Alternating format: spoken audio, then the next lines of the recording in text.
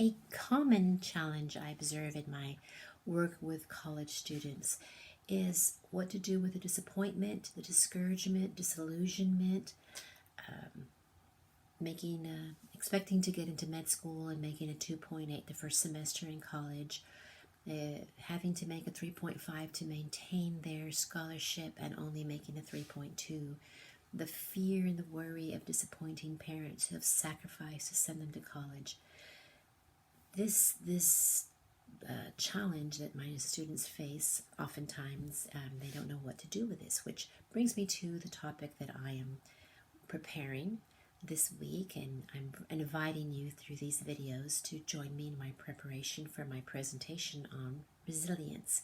Resilience is defined as the capacity to face difficulty, the ability to navigate this scary and shaky world with optimism and confidence. One key ingredient of resilience is connection. So in tonight's video, I'm going to talk to you about human connection and developing human connection in our children. Human connection provides assurance and security that we're going to be okay despite difficult times. It gives us that deep-seated security that convinces us that we can take chances. Human connection allows me to be weak and to lean on the help and support of someone else while I re-energize. It reminds us that we're part of a group, part of a family, part of a community that brings purpose to my life. Now, connection isn't just about helping us get through difficult times. Connection brings us to a higher level of security so that we can take chances and develop our full potential. So many times that connection is weak and limited for different reasons. Lots of things contribute to a weak or limited human connection, one of which is our digital life. So that's another topic for another night. Another video is discussing the role of our digital existence today and human connection. So children that have people that are strong, resilient people are self-sufficient, they're independent, but they're also interdependent. We want our children to develop independence, but true healthy adults have learned this interdependence with our family, our loved ones, and our community.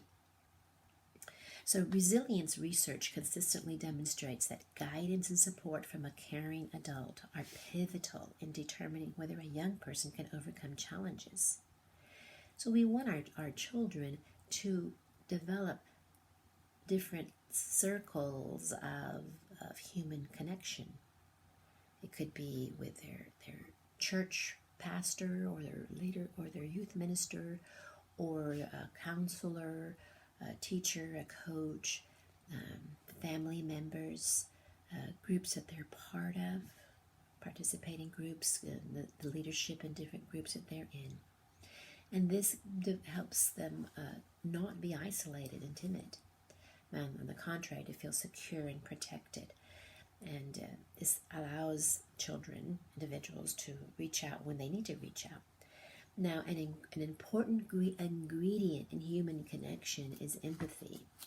And empathy is an understanding what someone else is going through, or it's simply understanding things from another point of view. Sometimes we're never going to understand someone else's point of view, but our willingness to listen and to consider someone else's point of view helps develop empathy. Now, many times we tend to shame our children's emotion. Things like, we say things like, well, just get over it. It's not that big of a deal. Suck it up, buttercup, kind of thing. How we minimize our children's problems. How can their problem be half as bad as the problem I'm facing, paying the bills or whatever challenge that we're dealing with. So this is a mistake. It's a mistake to minimize other people's emotional problems, fear or whatever they're experiencing. It's a mistake to minimize it. Hence the skill of empathy, the concept of empathy, and us as the adults in our children's lives or other people that we influence, it's important that we develop empathy for what they are experiencing. Now, empathy is protective and it's preventive. When we allow our children to experience what they're experiencing, whatever it could be, fear or nervousness or rejection, whatever it is that they're experiencing, when we allow them to experience it and listen and put ourselves in their shoes and try to understand their perspective, what happens is that they're more likely to let us into their lives. They're more likely to let us participate as they work towards their solutions, and they'll feel safer in figuring out strategies to solve their problems. But if we shame our children for having those feelings, they disconnect, first of all, with us as the safe adults that we want them to connect with, but they also disconnect with healthy emotions. Emotions have a purpose in our decision-making process. Emotions have a meaning. Kind of like if my mouth is dry, it's a sensory input to my brain, and my brain registers, oh, my mouth is dry. So the meaning of that dryness is I need some water. I need to remedy the water level of my body, and that's why my mouth is dry. So the same thing with emotions. Emotions mean something.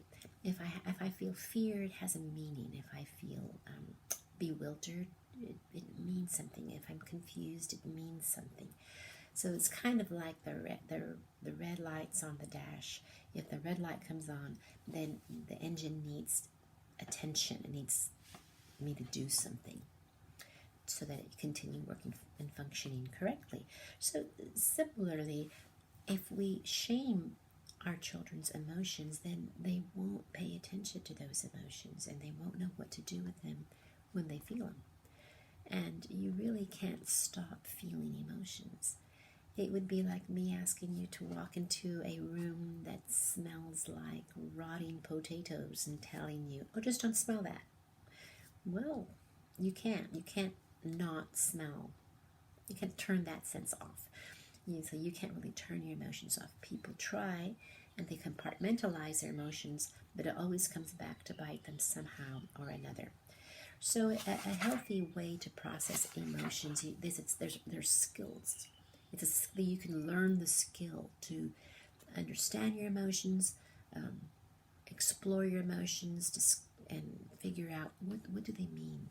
I recommend Brené Brown's work on shame resilience. It's an excellent source of information and easy read. It's a pleasant read, not too academic, not too scholarly, and is really insightful regarding emotions. So to recap for today's video is the concept of human connection and the importance of empathy, having us as parents, as adults, to have empathy in our young person's life, listening to what they have to say and what they're experiencing. Well, I hope my journey in preparing for my presentation on resilience is useful to you. I hope you found it helpful.